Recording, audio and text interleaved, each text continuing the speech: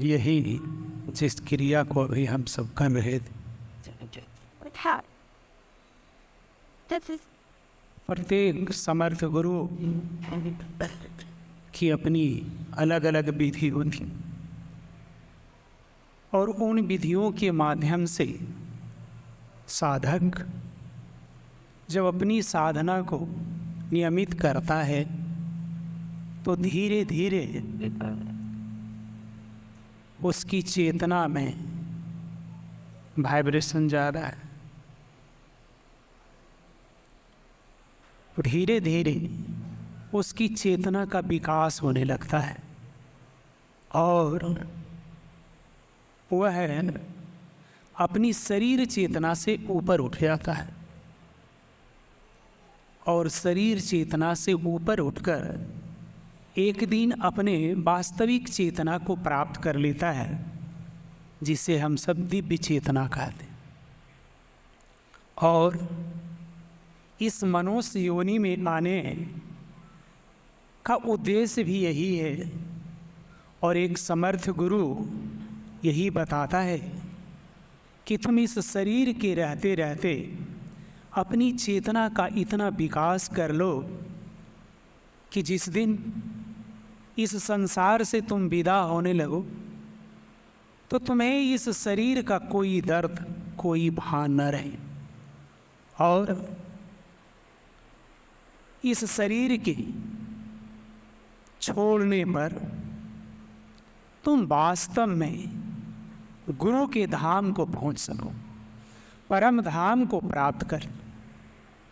तो जिज्ञासु का प्रश्न कितना सुंदर ढंग से गुरु महाराज साहब ने हल कर दिया कि वास्तव में हमारे पाप कर्मों का नाश कौन करता है और कैसे करता है। यूनान का बहुत बड़ा सिकंदर, जो यूनान का राजा था, हमारे यहाँ भारतवर्ष पहुँचा था लूटने के लिए। तो लूटने के क्रम में वह बहुत सारे चीज़ों को लूटा और रास्ते में उसे एक फकीर से मुलाकात।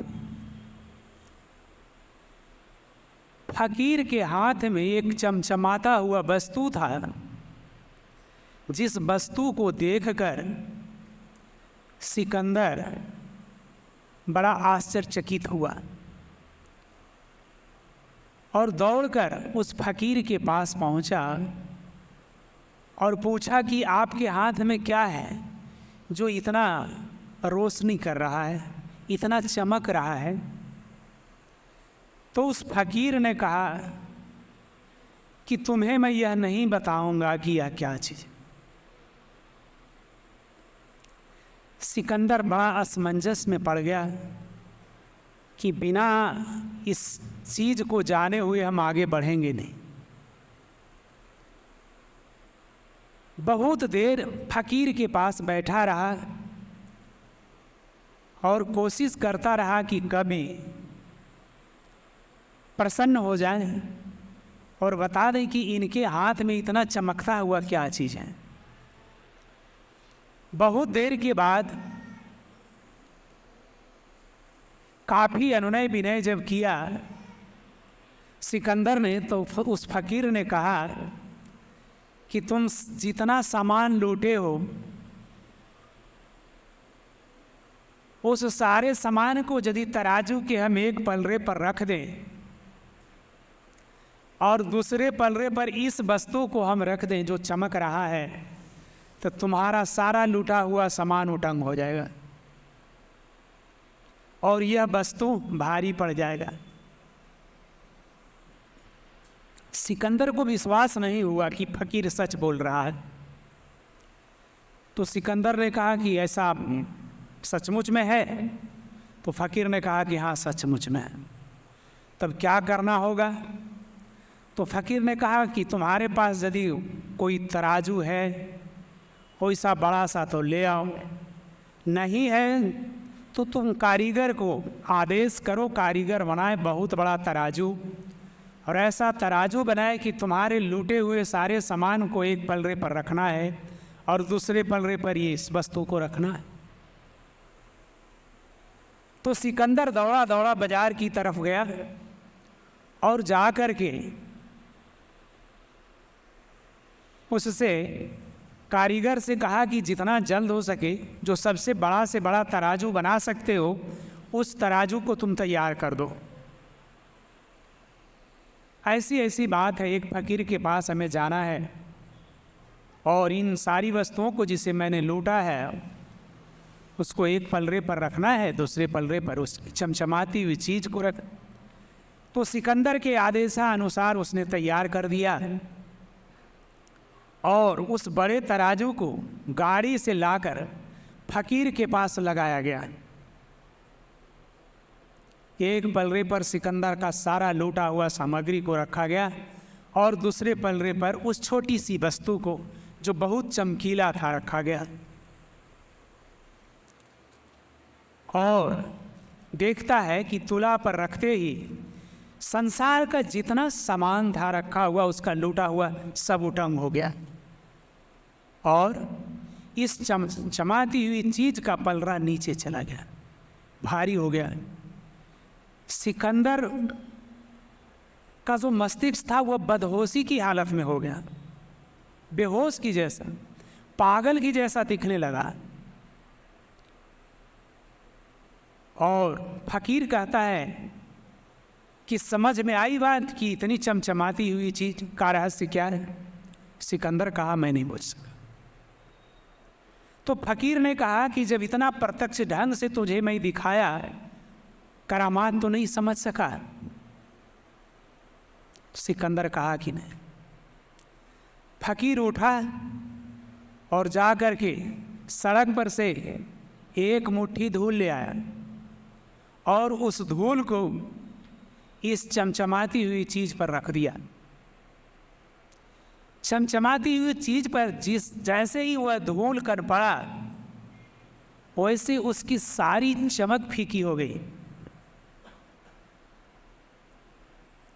तो फकीर ने पूछा कि बताओ सिकंदर,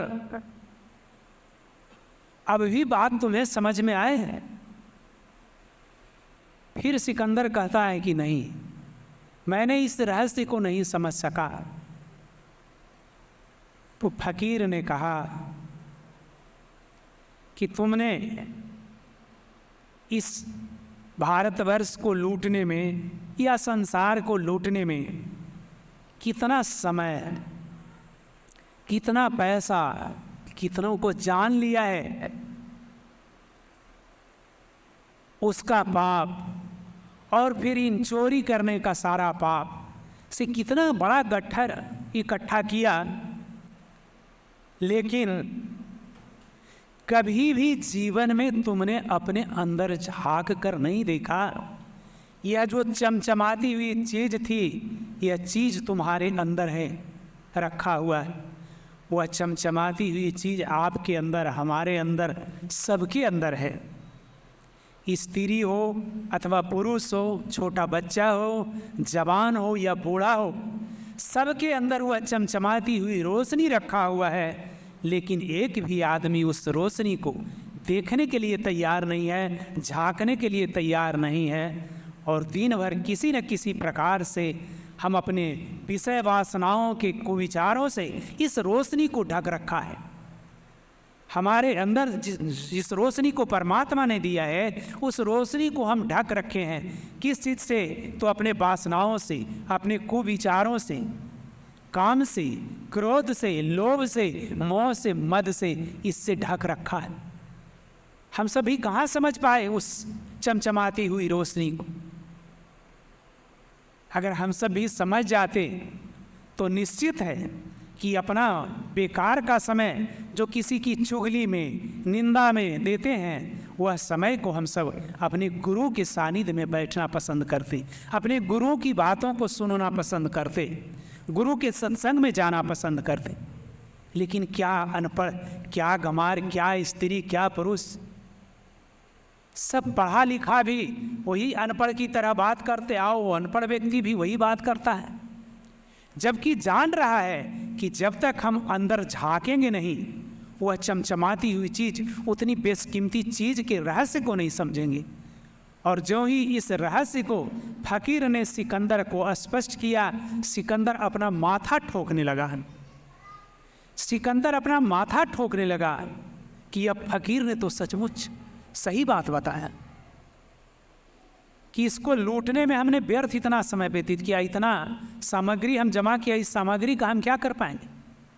इसलिए नहीं कि हम संसार का सम्राट कहलाना चाहते हैं, तो हम लोग के अंदर भी तो वही भाव, हम बड़ा बन जाएं, हमसे बड़ा हमारा पड़ोसी नहीं हो, हम बड़ा धनवान बन जाएं, बड़ा बुद्धिमान बन जाएं, बलवान में, यही तो हम चाहते हैं। लेकिन याद रखें, परमात्मा ने यदि आपके शरीर में बल दिया है तो याद रखना कि उस बल का दुरुपयोग मत करो। उस बल का प्रयोग किसी गिरते हुए को उठाओ, किसी मरीज की हालत को देखो तो उसके कंधों से लग जाओ, उसके हाथों को उठा लो। यदि परमात्मा ने तो हम पास धन दिया है तो उस धन को ऐसे सत्संगे में लगाओ, ऐसे सत्संगों में खर्च करो जो कि जिस ज्ञान को पाकर हमारा समाज, हमारा परिवार एक आदर्श बन सके, एक आदर्श ज्ञान को प्राप्त कर सके। यही सत्संग का संदेश, यही सद्गुरु बताना चाहता है। यदि तुम्हारे पास परमात्मा ने ज्ञान दिया है तो उस ज्ञान से अज्ञानी लोगों को बताओ कि चलो उठो, जागो जागो, चलो सत्संग में चलो, जहाँ गुरु का संदेश है, और उस गुरु के सत्संग का पान कर उसे अपने व्यवहार में लाओ। बस यही सत्संग कहता है। इससे ज़्यादा सत्संग लंबी चौड़ी बात नहीं करता, खिस्सा कहानी नहीं करता। किसी न किसी प्रकार से आपको यह बताना चाहता है कि किसी भी व्यक्ति और वस्तु का धर्म एक होता है। किसी भी व्यक्ति और वस्तु का धर्म एक होता है, और वह धर्म व्यक्ति और वस्तु के अंदर होता है।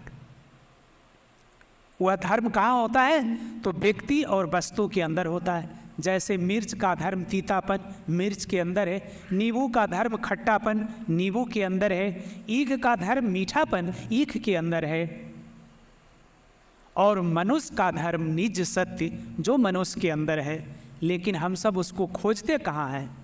आइटा में, पत्थर में, मूर्ति में, गाछ में, वृक्ष में, गोबर में, पानी में, उसमें जाके खोजते हैं। यही सबसे बड़ी भूल है। जिस दिन हमारा परिवार, हमारा समाज इस गुरु के रहस्य को समझ जाएगा, समझिए कि सारे पापों का नाश होना शुरू हो जाएगा। भगवान नहीं करेगा पाप को नाश। भगवान को करना होता तो हम सब मिलके का वो दरखास्त लिख के दे देते हैं और दरखास्त पर साइन करके हम लोग के पाप को नाश कर देते। बस इतनी सी बात समझनी है। इतनी छोटी सी रहस्य में ही जीवन का सारा रहस्य छुपा हुआ है।